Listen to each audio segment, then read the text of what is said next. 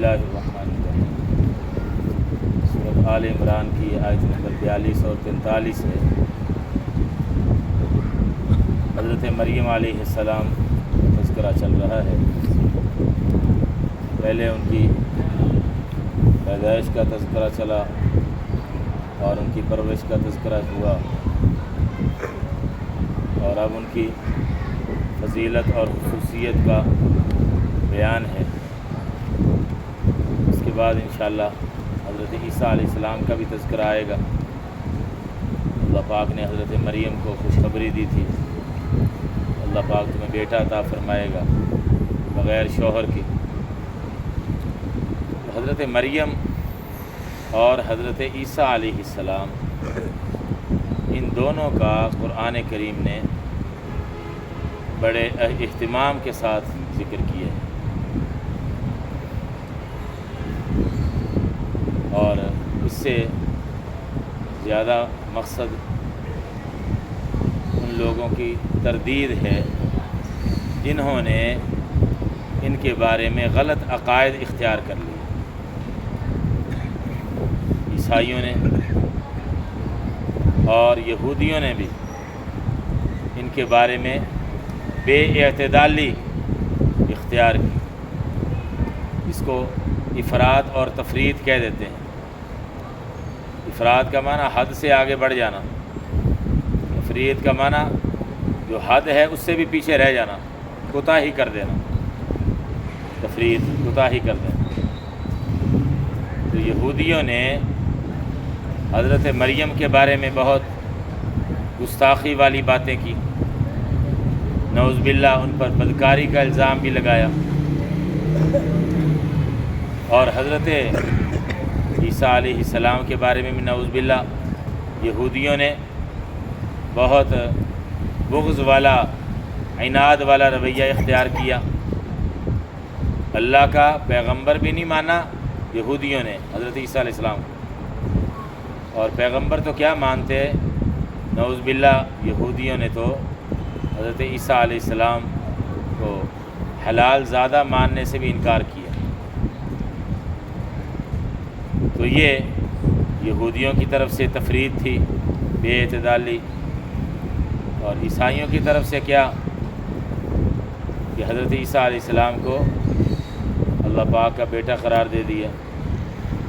نعوذ باللہ جب عیسیٰ علیہ السلام اللہ کے بیٹے ہوئے، عیسیٰ علیہ السلام کی جو والدہ ہیں وہ کیا ہوئیں؟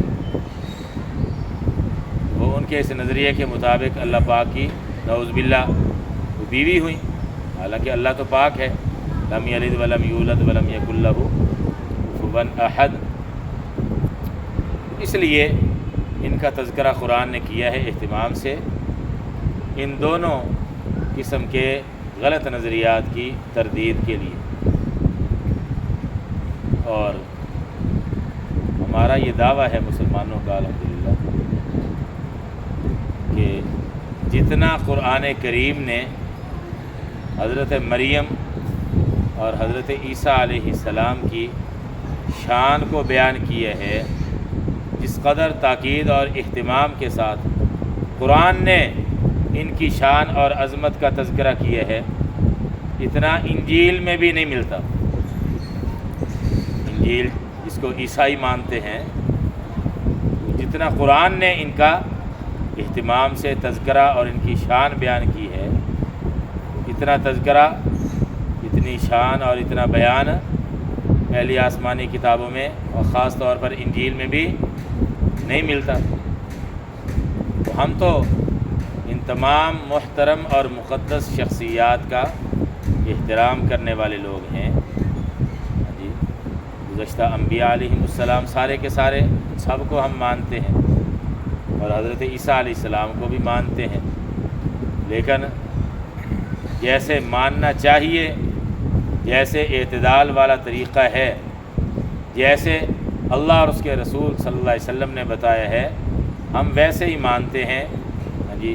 جتنی حقیقت ہے اسی حقیقت کو ہم تسلیم کرتے ہیں، نہ اس سے زیادہ نہ اس سے کم۔ اور قرآن کریم میں، پورے قرآن میں کسی اور عورت کا نام نہیں لیا گیا، سوائے حضرت مریم کے۔ پورے قرآن میں کسی عورت کا صراحتاً اور نام نہیں ہے کسی عورت کا، صرف حضرت مریم کا نام ہے قرآن میں، کئی جگہ نام۔ اس میں بھی علماء نے کئی نکتے اور کئی حکمتیں بیان فرمائی ہیں۔ فرمایا علماء نے کہ عام عورتوں کا ذکر قرآن میں نہیں، اس لیے کہ عورت پردے کی چیز ہے، تو عورت کا عام نام لینا بھی کوئی مناسب نہیں، اچھی بات نہیں۔ اس لیے فرعون کی بیوی کا جہاں ذکر ہے، امرأۃ فرعون، فرعون کی بیوی، ہاں جی، نام نہیں ذکر کیا۔ البتہ حضرت مریم کا نام کیوں آیا؟ وہ ایک ضرورت کی وجہ سے، کیونکہ حضرت عیسیٰ علیہ السلام کے دنیا میں کوئی باپ نہیں تھے، تو نسب کی نسبت تو کرنی تھی نا، عام نسب کی نسبت ہوتی ہے باپ کی طرف، لیکن باپ تھے نہیں، اس ضرورت کی وجہ سے عیسیٰ بن مریم کہا گیا، حضرت مریم کے صاحبزادے، حضرت مریم کے بیٹے۔ اور بھی کئی حکمت علماء نے بیان کی ہیں، تو بہرحال اس ضرورت کی وجہ سے حضرت مریم کا نام آیا ہے، ورنہ قرآن میں اور کسی عورت کا نام نہیں ذکر کیا گیا۔ ترجمہ دیکھ لیں، اس میں خصوصیات ہیں حضرت مریم کی۔ وَإِذْ قَالَتِ الْمَلَائِكَةُ، اور یاد کیجئے یا یاد رکھیے، میں نے بتایا تھا نا اس سے پہلے اذکر فعل چھپا ہوتا ہے، اذکر، یاد کیجئے یا یاد رکھیے کس بات کو؟ اذ قالت الملائکۃ، جب فرشتوں نے کہا، کس کو کہا؟ حضرت مریم۔ کب کہا؟ جب حضرت مریم بڑی ہو گئی، جوان ہو گئی تھی۔ اس سے پہلے تو پچھلی آیات میں ہم نے پڑھا ان کے بچپن کا ذکر، جب پیدا ہوئی تو والدہ نے جا کے بیت المقدس میں وقف کر دیا اللہ کے گھر کی خدمت اور عبادت کے لیے۔ تو اب جب وہ بڑی ہو گئیں، جوان ہو گئیں، اب فرشتے آئے، حضرت جبرائیل علیہ السلام آئے اور ان کے ساتھ اور فرشتے بھی تھے۔ تو متکلم حضرت جبرائیل علیہ السلام ہی تھے بظاہر، باقی اور فرشتے بھی ساتھ تھے، اس لیے جمع کا لفظ ہے ملائکہ۔ کیا کہا حضرت مریم کو؟ اچھا، یہ جو فرشتوں نے آ کے حضرت مریم سے بات کی ہے، تو یہ نہ کوئی سمجھے کہ حضرت مریم نبی تھی، نبی نہیں تھی، اللہ کی ولیت۔ تو یہ بھی بطور کرامت کے فرشتوں نے ان سے گفتگو کی، کیسے کی؟ قرآن نے یہاں اس کی زیادہ تفصیل بیان نہیں کی۔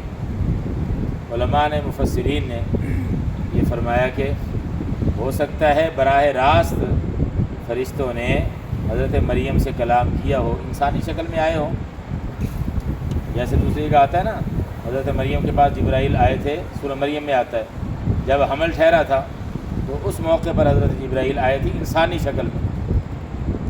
تو ممکن ہے یہاں بھی ایسے ہی آئے ہوں اور بالمشافہ کلام کیا ہو، آمنے سامنے، یہ ہو سکتا ہے۔ اور یہ بھی لکھا مفسرین نے، یہ بھی ممکن ہے کہ الہام کے ذریعے سے ان کے دل میں بات ڈال دی گئی۔ بہرحال دونوں صورتیں ممکن ہے، کہ اللہ ہی کو بہتر پتہ ہے کہ کون سی صورت تھی، تو یہ ایسی کوئی بات نہیں جس میں زیادہ بحث و مباحثے میں پڑا جائے۔ جو بھی صورت ہے، فرشتوں نے آ کے حضرت مریم کو یعنی گفتگو کی اور بات کہی، خطاب کیا، کیا؟ یا مریم، یا الف یا، اس کا معنی اے مریم، ان اللہ اصطفاکی، اصطفا یہ فعل ماضی کا لفظ ہے، ملا کر پڑھیں گے ان اللہ اصطفاکی، بے شک اللہ نے تجھے منتخب کر لیا، تجھے چن لیا، یعنی تجھے خصوصیت اور فضیلت عطا فرمائی، وطہرکی، اور تجھے پاک کر دیا، طہارت، اردو پنجابی میں لفظ استعمال کرتے ہیں طہارت، تطہیر، پاک کرنا، اسی سے یہ فعل ماضی کا لفظ ہے طہارا، اور تجھے پاک کر دیا، وصفا کی، اور تجھے منتخب کر لیا، چن لیا، علی نساء العالمین، جہانوں کی عورتوں پر، علی لفظی ترجمہ پر، یعنی دنیا جہان کی عورتوں میں سے اللہ پاک نے آپ کو خصوصی فضیلت عطا فرمائی ہے اور منتخب فرما لیا کئی فضیلتوں کے لیے۔ اب اس سے مراد بعض خاص فضیلتیں ہیں، مجموعی طور پر ساری دنیا کی عورتوں میں سے زیادہ فضیلت حضرت مریم کی یہ اس سے ثابت نہیں ہو رہی۔ مفسرین فرماتے ہیں کہ اس سے مراد ہے کہ دنیا بھر کی، دنیا جہان کی عورتوں میں سے آپ کو منتخب کیا ہے، یعنی بعض خصوصیات کے اعتبار سے آپ کو منتخب کیا ہے۔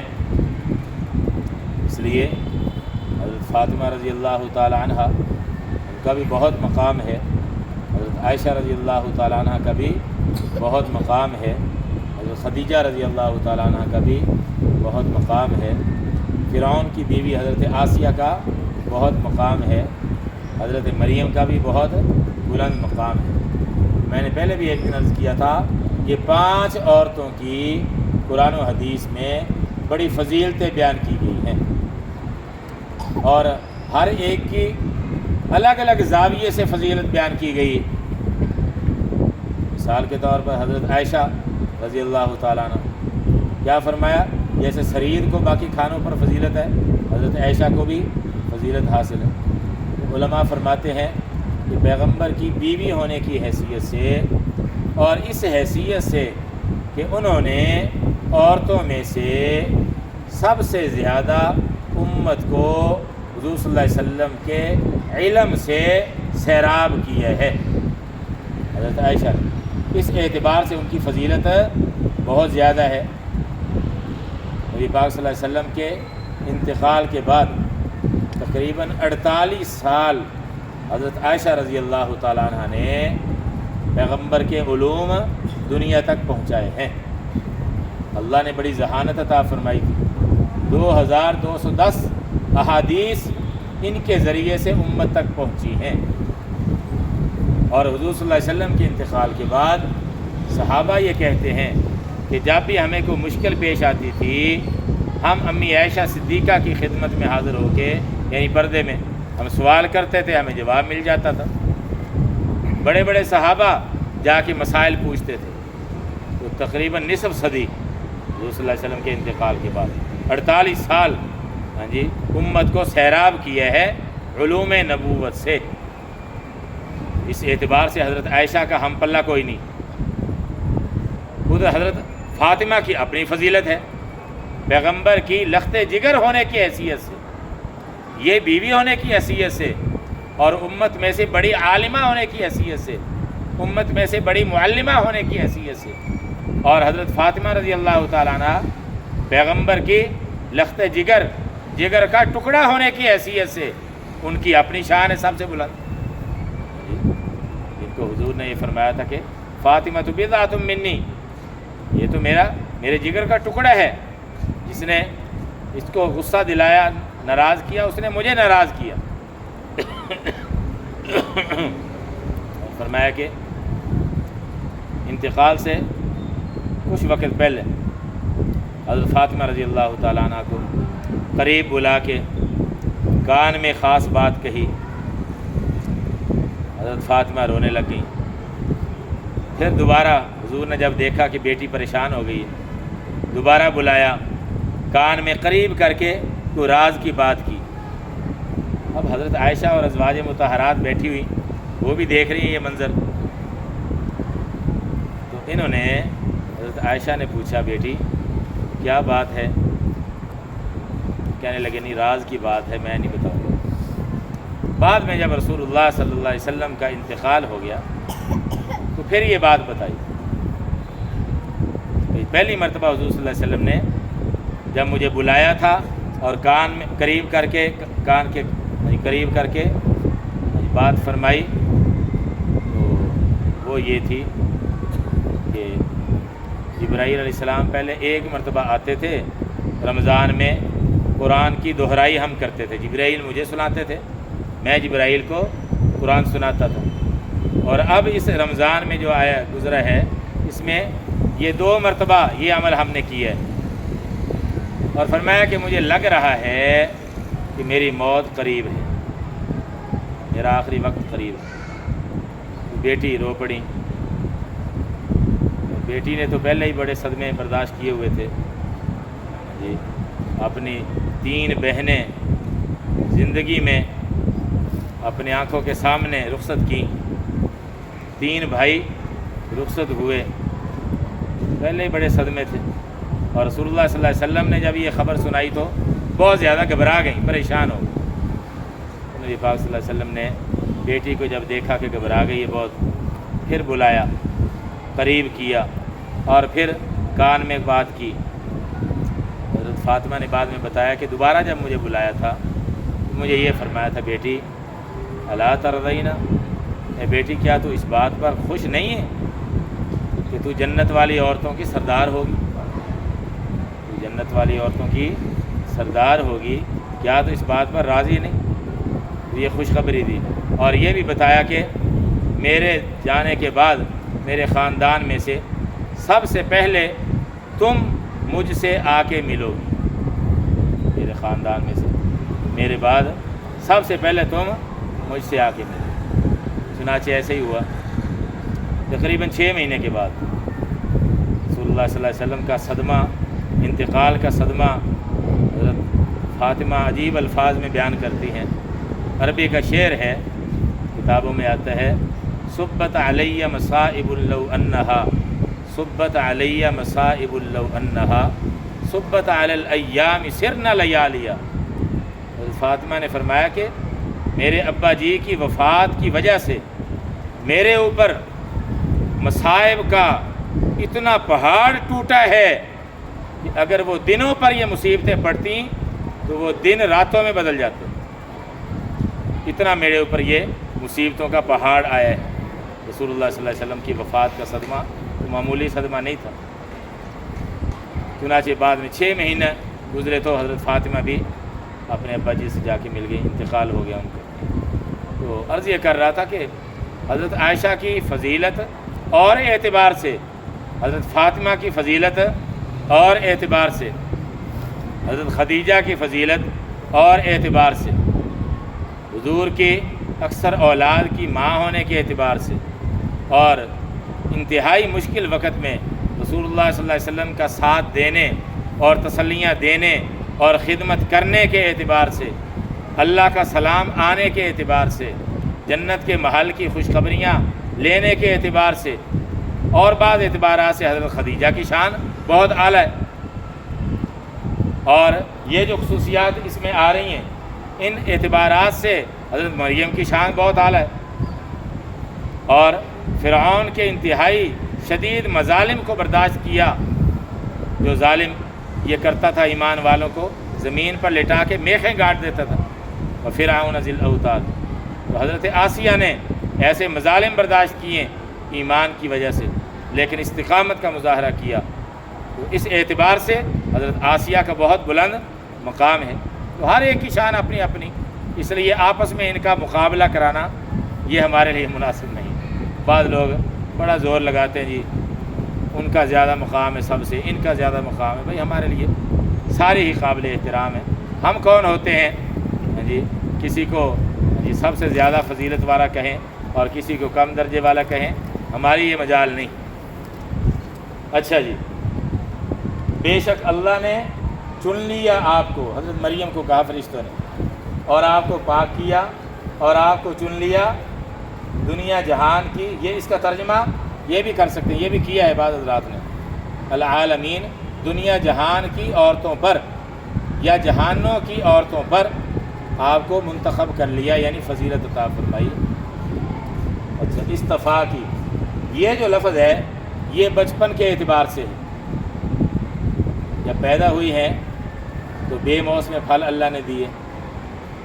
حضرت زکریہ علیہ السلام نے جب کمرے میں رکھا تھا بیت المقدس کے اس حجرے میں، تو پرورش کے اعتبار سے اللہ نے ان کو یہ خصوصیت عطا فرمائی کہ چند دنوں میں بڑی ہو گئی، انبتہا نباتن حسنا، اور اس اعتبار سے بچی ہونے کے باوجود اللہ نے اپنے گھر کی خدمت کے لیے، عبادت کے لیے قبول کر لیا، فتقبلہا ربہا بقبول، تو یہ بچپن کے اعتبار سے یہ لفظ ہے، اور آگے بڑے ہو کر جو خصوصیات اللہ نے عطا فرمائی اس کے اعتبار سے یہ فرمایا استفاق، اس لیے 2 دفعہ یہ آیا ہے، یہ بڑی ہوئی ہیں تو بغیر شوہر کے اللہ نے بیٹا عطا فرمایا حضرت عیسیٰ علیہ السلام کی صورت میں، یہ بہت بڑی خصوصیت ہے ان کی، اور فرمایا کہ آپ کو پاک کر دیا،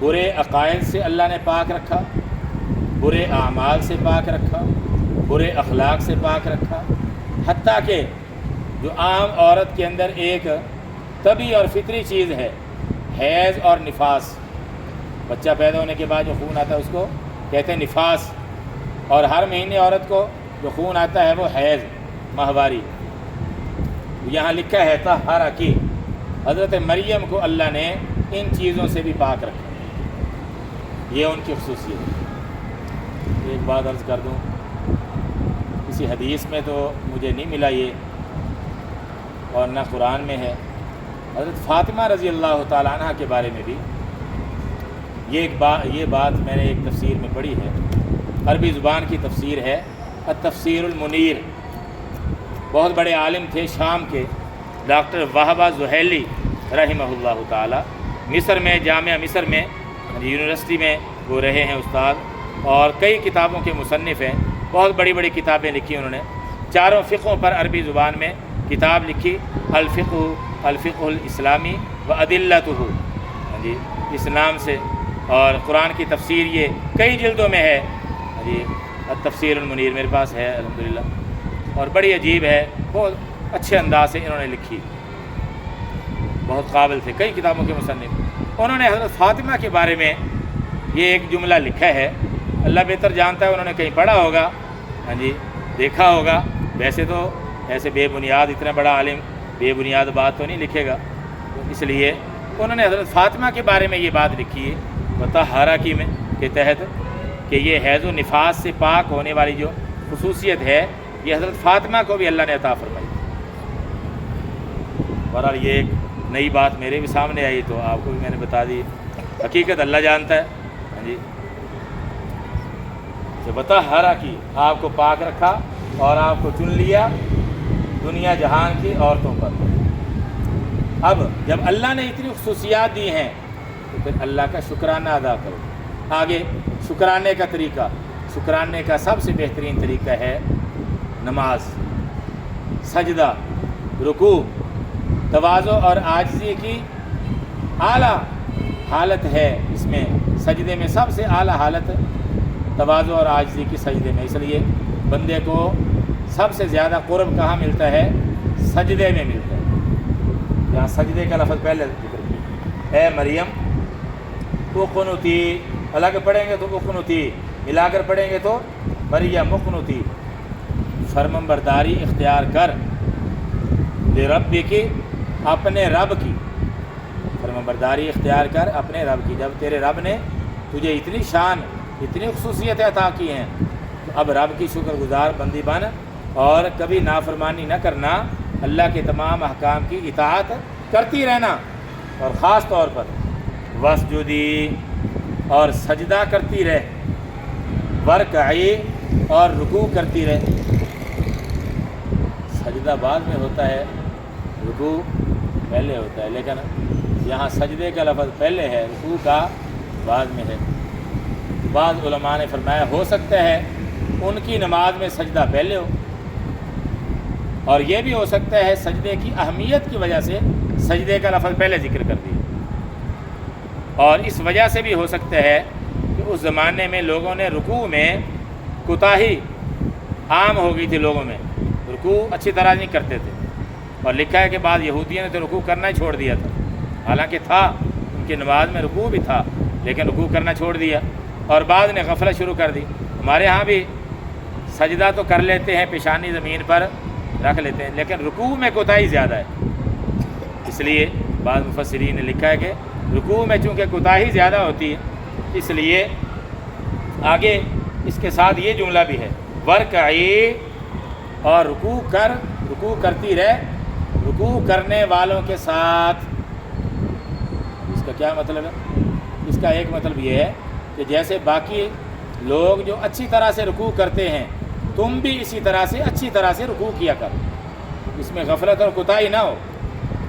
اور ایک مطلب یہ بھی ہو سکتا ہے کہ جماعت کے ساتھ نماز ادا کرو، برکعی مع الراکعین، اور رکوع کرو، رکوع کرنے والوں کے ساتھ جھکو، رکوع کا معنی جھکنا، جھکو جھکنے والوں کے ساتھ۔ تو ہو سکتا ہے ان کی شریعت میں عورتوں کو جماعت کے ساتھ نماز پڑھنے کی تاکید زیادہ ہو، اور ہماری شریعت میں عورتوں پر یہ لازم نہیں ہے۔ حضور صلی اللہ علیہ وسلم کے زمانے میں عورتیں مسجد میں آتی تھیں، مسجد نبوی میں پیچھے ان کی صفیں ہوتی تھیں، اور ضرورت بھی تھی کہ حضور صلی اللہ علیہ وسلم نئے جب احکام آتے تھے وہ سناتے رہتے تھے نمازوں میں، ہر نماز میں کوئی نہ کوئی نیا حکم آیا اور حضور صلی اللہ علیہ وسلم صحابہ کو سناتے تھے، بیان کرتے تھے، یہ ضرورت بھی تھی، اور اتنا فتنے کا بھی دور نہیں تھا، اس لیے بعد میں حضرت عمر رضی اللہ تعالیٰ عنہ کو جب دور آیا تو انہوں نے منع کر دیا۔ حضرت عائشہ نے بھی یہ فرمایا کہ اب جو کچھ ہو چکا ہے نا شروع، جیسا ماحول اور جیسا فتنے کا دور آ چکا ہے، اگر حضور صلی اللہ علیہ وسلم دیکھ لیتے تو وہ بھی منع کر دیتے، اس لیے اب یہ ترغیب دی گئی کہ گھروں میں ہی عورتیں نماز پڑھیں۔ ہاں البتہ اگر مکمل پردے کے ساتھ آتی ہیں جماعت میں، الگ جگہ ہو با پردہ تو گنجائش ہے، لیکن ترغیب یہی ہے کہ بس گھر کے اندر ہی پڑھیں تو زیادہ بہتر ہے، فتنے کی وجہ سے۔ اللہ تعالیٰ سب کی حفاظت فرمائے۔ الحمدللہ رب العالمین، والصلاۃ والسلام علی رسول الکریم۔ ربنا آتنا فی الدنیا حسنۃ وفی الآخرۃ حسنۃ وقنا عذاب النار۔ اے اللہ ہم سب کو اپنے شکر گزار بندے بننے کی توفیق دیجیے، اپنے شکر گزار بندوں میں ہمیں شامل فرمائیے، ہر قسم کی ناشکری سے ہمیں بچا لیجیے، اپنی رضا نصیب فرمائیے، اپنے رضا والے کاموں کی ہمیں زیادہ سے زیادہ توفیق نصیب فرمائیے۔ صلی اللہ تعالی علی خیر خلقہ محمد و آلہ و صحبہ اجمعین، آمین برحمتک یا ارحم۔